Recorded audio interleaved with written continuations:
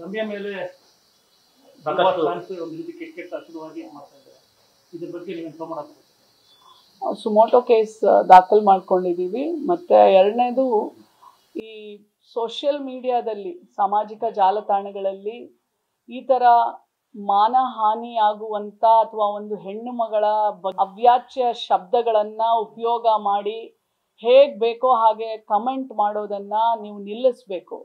ಇಲ್ಲ ಅಂತಂದರೆ ಈ ಕಂಪ್ಲೇಂಟ್ ಯಾರ್ಯಾರು ನೀವು ಕಮೆಂಟ್ಸ್ ಮಾಡಿರ್ತೀರಲ್ಲ, ನಿಮಗೆ 3 ರಿಂದ 7 ವರ್ಷ ಜೈಲ್ ಆಗ್ಬೋದು. ಆ FIR ಆಗಿ ನಿಮ್ಮ ಕೇಸ್ ಎಲ್ಲ ತನಿಖೆ ಆದರೆ ನೀವು ಅಷ್ಟು ಕೆಟ್ಟದಾಗಿ ಕಮೆಂಟ್ ಮಾಡ್ತಾ ಇದ್ದೀರಾ ಒಂದು ಹೆಣ್ಮಗಳ ಮೇಲೆ. ಅದು ರಮ್ಯಾ ಇರ್ಬೋದು ಅಥವಾ ಯಾರಾದರೂ ಇರ್ಬೋದು ಬೇರೆಯವರು. ಯಾಕೆ ಒಂದು ಹೆಣ್ಣು ಮಗಳ ಮೇಲೆ ಅಷ್ಟೊಂದು ಕೆಟ್ಟದಾಗಿ ಕಮೆಂಟ್ ಮಾಡೋದ್ರಿಂದ ನಿಮ್ಗೆ ಏನು ಲಾಭ? ಒಂದು ಹೆಣ್ಣು ಮಗಳನ್ನ ನೀವು ಮಾನಸಿಕವಾಗಿ ಅಲ್ಲೂ ಕೊಲ್ತಾ ಇರ್ತೀರಾ ಈ ಥರ ಎಲ್ಲ ಮಾತಾಡೋದ್ರಿಂದ. ಇದರಿಂದ ಏನು ಲಾಭ ಇಲ್ಲ. ಇದರಿಂದ ನೀವೇ ಕಷ್ಟಕ್ಕೆ ಸಿಕ್ಕಾಕೊಳ್ತೀರಾ. ಇದು ಅಪರಾಧ, ಕಾನೂನು ಪರವಾಗಿ ಇದು ಅಪರಾಧ. ನೀವೆಲ್ಲ ತಿಳ್ಕೋಬೇಕು. ಇದಕ್ಕೆ ನ್ಯಾಯ ಕೊಡೋದು ನ್ಯಾಯಾಲಯ. ಆಮೇಲೆ ಅವ್ರಿಗೆ ಅಭಿವ್ಯಕ್ತಿ ಸ್ವಾತಂತ್ರ್ಯ ಇದೆ. ಅವ್ರ ಮನಸ್ಸಿಗೆ ಅವ್ರಿಗೆ ಏನು ಅನಿಸಿತ್ತು ಅದನ್ನ ಅವ್ರು ಮಾತಾಡಿದ್ದಾರೆ. ಅದನ್ನ ತಗೊಂಡು ನಿಮಗೂ ಏನಾದ್ರೂ ಆ ಥರ ಇದ್ರೆ ಒಂದು ಒಳ್ಳೆಯ ರೀತಿಯಲ್ಲಿ ನೀವು ಅದಕ್ಕೆ ಕಮೆಂಟ್ ಮಾಡ್ಬೋದು. ಅದು ಬಿಟ್ಟು ಇಷ್ಟು ಕೆಟ್ಟದಾಗಿ ನೀವು ಸೋಷಿಯಲ್ ಮೀಡಿಯಾದಲ್ಲಿ ಒಂದು ಹೆಣ್ಣು ಮಗಳ ಒಂದು ಹೆಣ್ಣು ಮಗಳ ಬಗ್ಗೆ ಈ ಥರ ನೀವು ಕಮೆಂಟ್ಸ್ ಹಾಕೋದ್ರಿಂದ ಎಷ್ಟು ಕೆಟ್ಟ ಸಂದೇಶ ಹೋಗುತ್ತೆ, ನೀವು ಅದನ್ನ ಒಂದ್ಸಲ ಆಲೋಚನೆ ಮಾಡಿ. ಅದಕ್ಕಿಂತ ಹೆಚ್ಚಾಗಿ ನೀವು ಈಗ FIR ಮೋಸ್ಟ್ಲಿ ರಮ್ಯಾ ಅವ್ರು ಕಂಪ್ಲೇಂಟ್ ಮಾಡಿರ್ಬೇಕು ಅಂತ ನಾನು ಅನ್ಕೊಳ್ತೀನಿ. ಬಟ್ ಆದ್ರೂ ಅಲ್ಲದೆ ಹೋದ್ರೂ ನಾವು ಸುಮೋಟೋ ದಾಖಲು ಮಾಡ್ತಾ ಇದ್ದೀವಿ. ನಿಮ್ ಬಗ್ಗೆ FIR ಆದ್ರೆ ನೀವು ಜೈಲ್ ಒಳಗೆ ಹೋಗ್ತೀರಾ. ಇದು ನಿಮ್ಗೆ ಗೊತ್ತಿದೆಯೋ ಗೊತ್ತಿಲ್ಲ, ನನಗೆ ಗೊತ್ತಿಲ್ಲ. ಬಟ್ ದಯವಿಟ್ಟು ನಿಲ್ಲಿಸಿ. ಇದರ ಮುಖಾಂತರ ನಾನು ಹೇಳೋದಿಷ್ಟೇ, ಸಾಮಾಜಿಕ ಜಾಲತಾಣಗಳಲ್ಲಿ ಇನ್ನೊಂದು ಹೆಣ್ಣಿನ ಬಗ್ಗೆ ಕೆಟ್ಟದಾಗಿ ಕಮೆಂಟ್ ಮಾಡಿಕೊಂಡು ನೀವಿದ್ರೆ ನಿಮಗೆ ಶಿಕ್ಷೆ ಜೈಲು. ನೆನ್ಪಿಟ್ಕೊಳ್ಳಿ.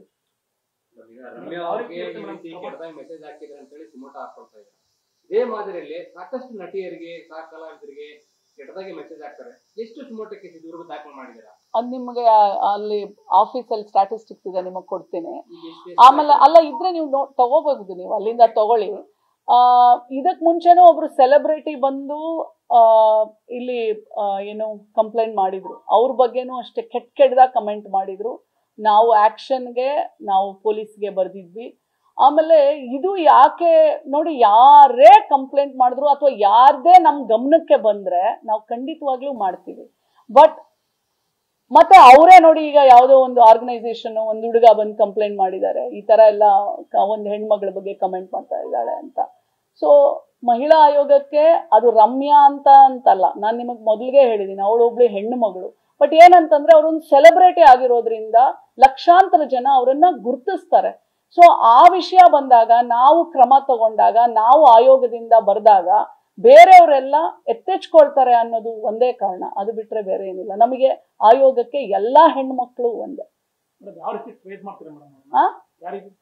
ನಾವು ಟ್ರೇಸ್ ಮಾಡೋದಿಲ್ಲ, ಪೊಲೀಸ್ ಟ್ರೇಸ್ ಮಾಡುತ್ತೆ. ನಮ್ದು ನಾವು ಕನ್ಸರ್ನ್ ಜ್ಯೂರಿಸ್ಟಿಕ್ಷನ್ಗೆ ಅಥವಾ ಸೆನ್ ಸ್ಟೇಷನ್ಗೆ ನಾವು ಬರಿತೀವಿ. ಅದು ಏನ್ ಮಾಡಿದ್ದಾರೆ ಅವರಿಗೆ ನೀವು ಕ್ರಮ ತಗೋಬೇಕು ಅಂತ. ಅವ್ರು ಕ್ರಮ ತಗೊಂಡು ನಮ್ಗೆ ರಿಪೋರ್ಟ್ ಮಾಡ್ತಾರೆ. ಸೋಷಿಯಲ್ ಮೀಡಿಯಾದಲ್ಲಿ ಅವಹೇಳನಕಾರಿ ಮಾಡೋದವರಿಗೆ ಕಡಿವಾಣ ಹಾಕ್ಲಿಕ್ಕೆ, ಒಂದು ನಿಯಂತ್ರಣ ಮಾಡ್ಲಿಕ್ಕೆ ಒಂದು ಹೊಸ ನಿಯಮ ಮಾಡ್ತೀವಿ, ಏನೋ ಬೇರೆ ಒಂದು ಟೆಕ್ನಾಲಜಿ ಅಳವಡಿಕೆ ಮಾಡ್ತೀವಿ ಅಂತ ಹೇಳಿದ್ರಿ.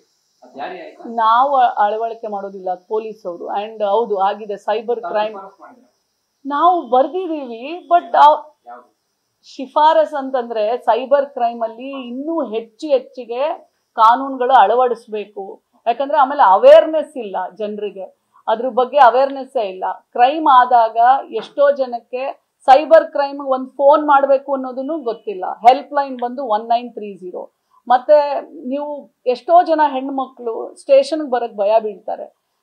ನಮ್ಮ ಹೆಸರು ಹೊರಗೆ ಬಂದ್ಬಿಡತ್ತೆ, ನಮ್ಗೆ ಏನಾದ್ರೂ ಮಾನಹಾನಿ ಆಗ್ಬೋದು, ನಮ್ಮ ತಂದೆ ತಾಯಿಗೆ ಗೊತ್ತಾಗ್ಬೋದು. ಈ ತರ ಎಲ್ಲ ಇರೋದ್ರಿಂದ ಎಷ್ಟೋ ಜನ ಹೆಣ್ಮಕ್ಳು ಕಂಪ್ಲೇಂಟ್ ಮಾಡಕ್ ಮುಂದೆ ಬರಲ್ಲ. ಅವ್ರು ಕೂತಿದ ಕಡೆಯಿಂದಾನೇ 1930ಗೆ ಅವರು ಹೆಲ್ಪ್ ಲೈನ್ಗೆ ಫೋನ್ ಮಾಡ್ಬೋದು. ಮತ್ತೆ ಎರಡನೇದು ಏನಂತಂದ್ರೆ ಮೇಲ್ ಐ ಡಿ ಇದೆ, ಅಲ್ಲಿ ನೀವು ಓಪನ್ ಮಾಡಿದ್ರೆ ಗೂಗಲ್ ಅಲ್ಲಿ ನೀವು ಮೇಲ್ ಐ ಡಿ ನೀವು ಅಲ್ಲೇ ಕಂಪ್ಲೇಂಟ್ ಲಾಡ್ಜ್ ಮಾಡ್ಬೋದು. ಅದು cybercrime.gov.in, ಇದು ಸೆಂಟ್ರಲ್ ಗವರ್ಮೆಂಟ್. ಸೊ ಅಲ್ಲೇ ನೀವು ದಾಖಲ್ ಮಾಡಿದ್ರೆ ಇಮಿಡಿಯೇಟ್ಲಿ ಕಂಪ್ಲೇಂಟ್ ಲಾಡ್ಜ್ ಆಗುತ್ತೆ. ಆಮೇಲೆ ದೇ ವಿಲ್ ಸ್ಟಾರ್ಟ್ ಟ್ರ್ಯಾಕಿಂಗ್, ಕಾನೂನು ಪ್ರಕಾರ ತನಿಖೆ ಆಗುತ್ತೆ, ಕ್ರಮ ಆಗುತ್ತೆ. ಇನ್ನೊಬ್ರು ಸೆಲೆಬ್ರಿಟಿ ಅವ್ರು ಯಾರು ಕಂಪ್ಲೇಂಟ್ ಅನ್ನೋ ಹೇಳ ಹೆಸರು ಹೇಳಕ್ಕೆ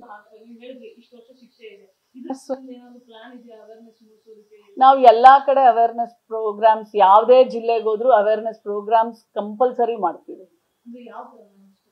ಮಾತಾಡ್ತೀವಿ ಮತ್ತೆ ಇದನ್ನ ಏನು ಪಾಂಪ್ಲೆಟ್ಸ್ಗಳನ್ನ ಹಂಚ್ತೇವೆ. ಮತ್ತೆ ಸೋಷಿಯಲ್ ಮೀಡಿಯಾದಲ್ಲಿ ನಾನು ಬಹಳ ಆಕ್ಟಿವ್ ಆಗಿದ್ದೀನಿ, ಮೊನ್ನೆನೂ ನಾನು ಮಾತಾಡಿದ್ದೀನಿ. ಸೊ ಈ ಸೋಷಿಯಲ್ ಅವೇರ್ನೆಸ್ ಪ್ರೋಗ್ರಾಮ್ಸ್ ಏನೆಲ್ಲ ಇರುತ್ತೆ ನಮ್ಮ ಕಡೆಯಿಂದ ಏನೆಲ್ಲ ಆಗ್ಬೇಕು ನಾವು ತಪ್ಪದೇ ಮಾಡ್ತೀವಿ. ಇಲ್ಲ ಮಾಡಿಲ್ಲ, ಇದು ಮಾಡ್ತೀವಿ. ಸೋಷಿಯಲ್ ಮೀಡಿಯಾದಲ್ಲಿ ಏನ್ ಮಾಡ್ತಾ ಇದ್ರೆ, ತಾವು ಮಹಿಳೆಯರ ಪರವಾಗಿ ಸುಮೋಟೋ ಮಾಡ್ಕೊಂಡು ಅವ್ರು ನ್ಯಾಯ ಕೊಡಿಸುವಂತ ಕೆಲಸ ಮಾಡ್ತಾ ಇದ್ದಾರೆ. ಬಟ್ ಕೆಲವೊಂದಷ್ಟು ಜನ ನಿಮ್ಮನ್ನೇ ಟೀಕೆ ಮಾಡೋ ರೀತಿಯಲ್ಲಿ ಮಾತಾಡ್ತಾ ಇದ್ದಾರೆ. ರೀಲ್ಸ್ ಮಾಡೋದ್ರಲ್ಲಿ ಮಹಿಳಾ ಇದ್ದಾರೆ, ಆ ರೀತಿಯಾಗಿ ನಾನು ರೀಲ್ಸ್ ಮಾಡೋದಿಲ್ಲ. ನಾನು ಮಾಡೋ ಕೆಲಸವನ್ನ ರೀಲ್ಸ್ ಮಾಡಿ ಹಾಕ್ತಾರೆ. ನಾನು ಯಾವತ್ತು ಆಮೇಲೆ ನೋಡಿ ಅದನ್ನೆಲ್ಲ ನಾವು ತಲೆ ಕೆಡ್ಸ್ಕೊಳಕ್ ಹೋಗೋದಿಲ್ಲ. ಆಮೇಲೆ ಎರಡನೇದು, ನನ್ನ ಕೆಲಸ ಏನು, ಮಹಿಳಾ ಆಯೋಗ ಇದೆ ಅನ್ನೋದು ಪ್ರತಿ ಮಗುವಿಗೆ, ಇವತ್ತು ಚಿಕ್ಕ ಮಗುವಿಂದ ಒಂದು ವಯಸ್ಸಾದಂತ ಮುದುಕಿಯರಿಗೂ ಗೊತ್ತು ಮಹಿಳಾ ಆಯೋಗ ಇದೆ ಅಂತ. ಇವತ್ತು ಸೋಷಿಯಲ್ ಮೀಡಿಯಾ ಪ್ಲಾಟ್ಫಾರ್ಮು ಬಹಳ ದೊಡ್ಡ ರೋಲು, ಸೊ ಅದು ಪ್ಲೇ ಮಾಡ್ತಾ ಇದೆ, ಅದನ್ನ ನಾವು ಯೂಸ್ ಮಾಡ್ತಾ ಇದೀವಿ.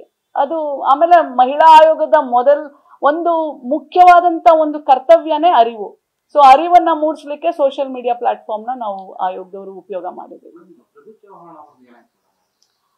ಅವ್ರು ಈಗಲೂ ಬಂದಿದ್ರು, ಅವ್ರ ತಾಯಿ ಮತ್ತೆ ಬಂದಿದ್ರು, ಮಗಳು. ಅವ್ರ ಮೇಲೆ FIR ಆಗಿದೆ. ಮತ್ತೆ ಎರಡನೇದು, ಅವನು ಅಪ್ಸ್ಕೊಂಡಾಗಿದ್ದಾನ ಆ ಹುಡುಗ. ಅವರನ್ನ ಈಗ ಇವತ್ತು SP ಅವ್ರ ಜೊತೆ ಮಾತಾಡಿದೆ. ಮೇಡಮ್, ನಾವು ಹುಡ್ಕಾಡ್ತಾ ಇದ್ದೀವಿ, ಫೋನ್ ಸ್ವಿಚ್ ಆಫ್ ಆಗಿದೆ, ಊರು ಬಿಟ್ಟು ಹೋಗಿದ್ದಾರೆ, ನಾವು ಎಲ್ಲಾ ಕಡೆ ಹೋಗ್ತಾ ಇದೀವಿ ಅಂತ ನಾನು ಹೇಳಿದೆ. ನೀವು ಏನೇನೆಲ್ಲ ಮಾಡಿದ್ದೀರಾ ಅದ್ರ ರಿಪೋರ್ಟ್ ಕಳಿಸಿ ನನಗೆ ಅಂತ ನಾನು ಹೇಳಿದ್ದೀನಿ. ಸೊ ಕಾನೂನು ಪ್ರಕಾರ ಆ ಹುಡುಗನ್ಗೂ ಕ್ರಮ ಆಗತ್ತೆ, ತನಿಖೆ ಆಗತ್ತೆ.